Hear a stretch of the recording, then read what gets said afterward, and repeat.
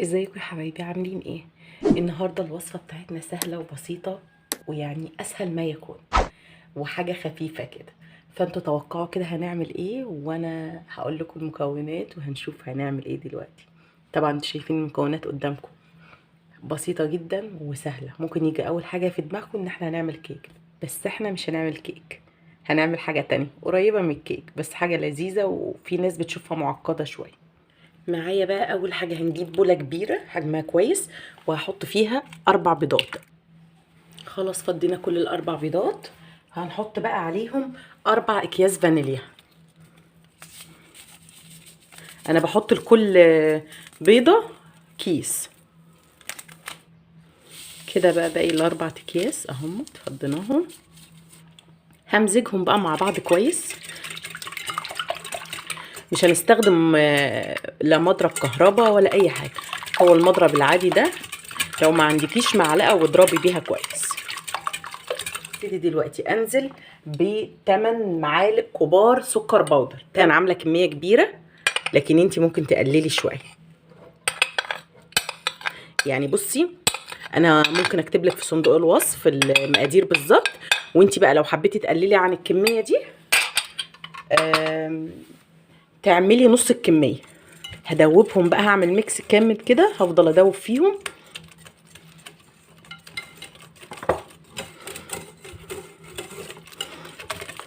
لغايه اما السكر يدوب مع البيض. خلاص كده احنا عملنا الخليط، دوبناه اهوت السكر مع البيض. هبتدي بقى انزل ب4 معالق كبار زيت. على المعالق الكبار اللي هو زي ايه، اللي هي المعالق اللي احنا بناكل بيها، دول 4 معالق.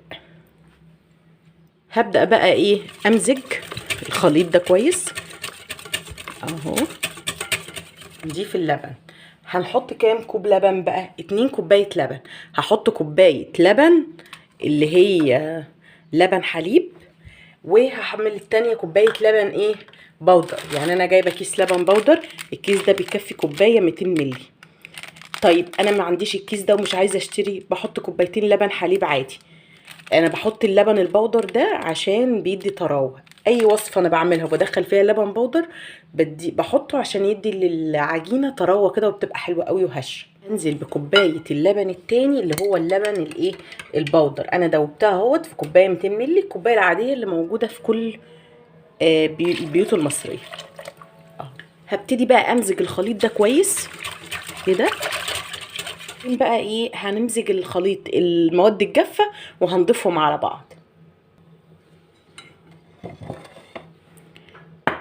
دلوقتي دي البولة اللي فيها 2 كوب دقيق. هحط عليها بقى انا ايه، معلقتين بيكنج باودر كبار، اللي هي معلقة الطعام اللي احنا بناكل بيها. ثواني.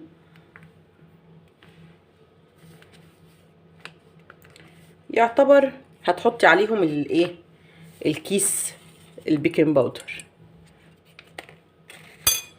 وهتحطي عليهم رشة ملح. تمام. بعد كده بقى هتمزجي الايه، المكونات دي كلها. وكده كده الدقيق ده يا جماعه منخول. هنفضي البوله دي على البوله اللي احنا محضرينها قبل كده. هبتدي بقى ايه، افضي البوله اهوت كلها. هبتدي بقى دلوقتي امزج. بسم الله، اللهم صل على النبي. الوصفه اللي انا بقولها لكم دي من اسهل الطرق للبانكيك، ما تستصعبيهاش. انا ماشيه لك خطوه خطوه وبالراحه عشان تقدري تعمليها. بعد كده لما تيجي تعمليها تحسي ان هو الدنيا سهله قوي، ما فيهاش تعقيد. يعني انا مش معقدها لك خالص. تفضلي تضربي بقى جامد خالص خالص لغايه اما يكون مفيش كلاكيع خالص معاكي والدنيا بقت حلوه. هي العجينه بتاعته ما بتبقاش متماسكه، بتبقى كده. دلوقتي خلاص، هو احنا خلاص بطلنا خفق والعجينه بتاعتنا جاهزه. دلوقتي انا هسيبها ترتاح حوالي من نص ساعه لساعه، ولو اكتر مفيش مشكله، هيطلع معاكي النتيجه احسن طبعا. وهغطيها بس بفوطه وهسيبها بقى. وهنرجع لكم تاني، هرجع لكم تاني بعد ساعة بإذن الله. حبيت اشارككم بصوص انا بحب استخدمه مع البانكيك. هو صوص بسيط خالص، بس يعني ايه للي حابب، يعني ده مش اساسي.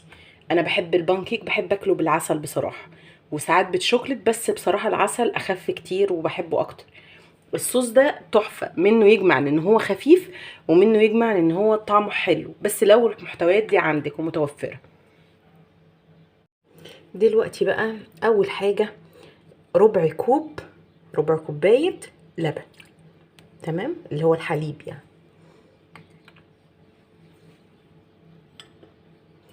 4 مكعبات مثلثات او كيري او كده، دي المتوفرة عندي كانت كيري.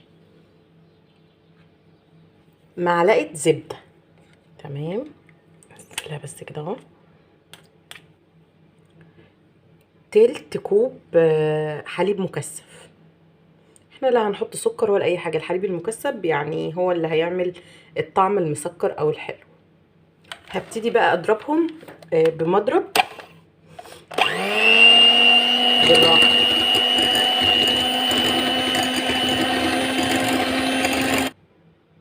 انا قعدت اضرب كتير لغايه ما يعتبروا دابوا، بس دلوقتي انا هضيف اضافه بسيطه، اللي هي ايه، معلقتين كريم جانتيه. دي لو كان عندي كريمه خفق كنت حطيتها، معلقه او معلقتين على حسب الكميه اللي انا هعمل. فانا هنا ممكن اضيف معلقه وبعد كده اضرب، وبعد كده لو احتجت هضيف تاني، لان انا عايزه سمكه لا خفيف ولا تقيل. دي معلقه اهيت، وهنضرب واشوف السمك ده هيعجبني ولا لا. دلوقتي انا ضربت وحسيت ان انا محتاجه، فهحط معلقه كمان، يبقى الكميه اللي انا عملتها دي هتاخد معلقتين. الكميه اللي انا عملتها ديت اللي هي الصوص ده هتاخد كميه معلقتين. هضرب بقى واوريكم القوام. خلاص تمام كده، القوام المناسب ليا، حلو قوي اهو، لا خفيف ولا تقيل، تحفه. الصوص ده حلو قوي، يعني حتى لو عملتيه مع كيك عادي حلو، يعني بيدي طعم حلو، يعني ممكن تستخدميه اكتر من استخدام. صوص جميل قوي وطعمه خفيف وسكره خفيف كمان. خلاص بقى هسيب الصوص ده، وهنرجع للعجينه بتاعتنا نشوف هي خلصت ولا لسه شويه. دلوقتي خلاص العجينه خلاص خلصناها اهيت، ما شاء الله. بصوا، هديها تقليبه بقى وهنبتدي نشتغل بيها على النار. معايا طبعا طاسه، هحط بس فيها زبده، هدهنها زبده وهحطها على النار واسيبها تسخن، وبعدين نشوف هنعمل ايه. دلوقتي بقى الطاسه على النار، المهم ان انتي ما تخليش النار عاليه قوي ولا واطيه قوي. في الاول بس هنسخن الطاسه، يعني النار تبقى عاليه شويه، وبعد كده هنهدي النار عشان البانكيك بتاعنا يستوي.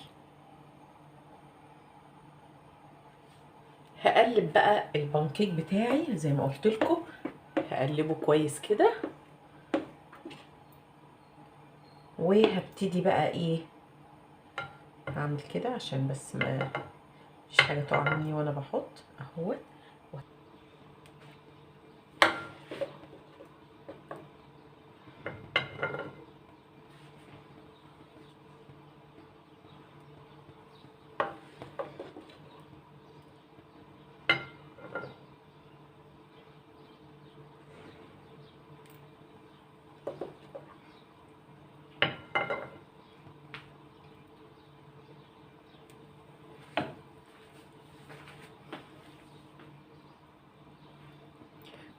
خلاص كده انا فرشتها، هسيبها بقى، انا عامله نار هاديه جدا جدا جدا، هسيبها بقى لغايه ما تعمل فقاقيع زي ما انا قلت لكم، وهنقلبها مع بعض ونشوف شكلها ايه.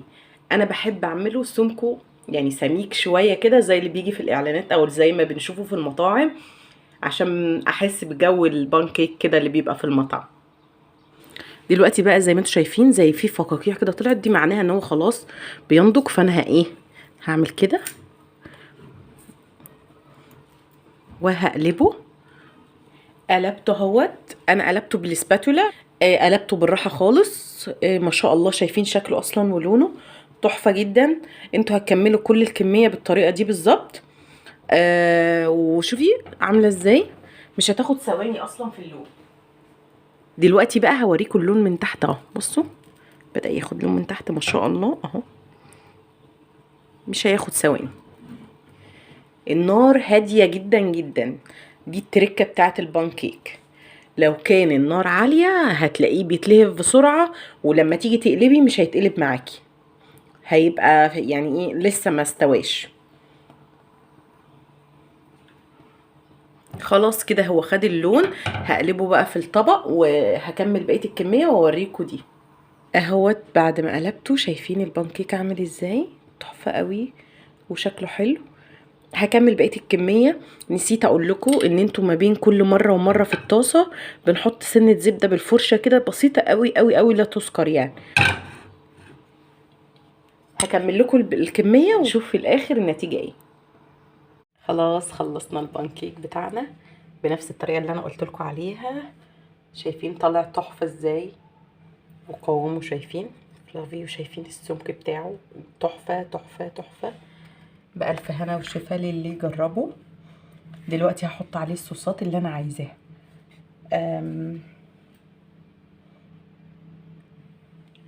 دلوقتي بقى احط شويه صوصات عليه كده. احط مثلا الصوص اللي هو الابيض، بسم الله اهو كده. هحط كمان صوص الكراميل.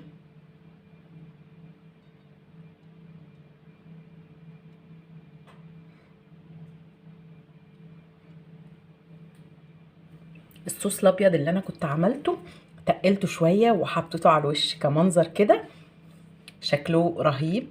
وشكل طبعا البانكيك جامد جدا، شايفين جماله رائع، شايفين حلو قوي.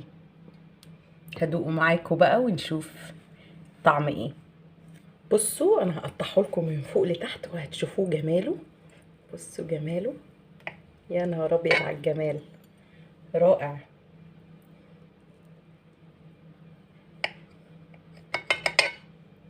رائع. بصوا شايفين فلافي ازاي، بصوا شايفين حلو ازاي وشكله حلو ازاي. جربوه بجد هتحبوه. طريقه سهله وبسيطه. انا حبيت ان انا اعملها لكم بالراحه بحيث ان انتوا تقدروا تعملوها، وهي سهله جدا جدا. لما هتجربيها بطريقتي مش هتبطلي تعمليه بجد بجد.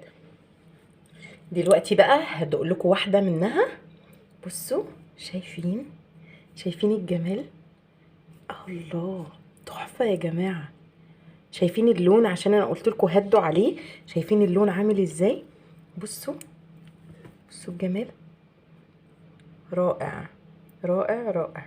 بسم الله، بجد خفيف جدا، حلو جدا، طعمه بيرفكت. جربوه هتحبوه مش هتندموا. المهم لو انتوا عجبكم الفيديو، ولو عجبكم اي حاجه بعملها، يا ريت تدعموني بلايك وشير وسبسكرايب. بحبكم واشوفكم في فيديو جديد. باي باي.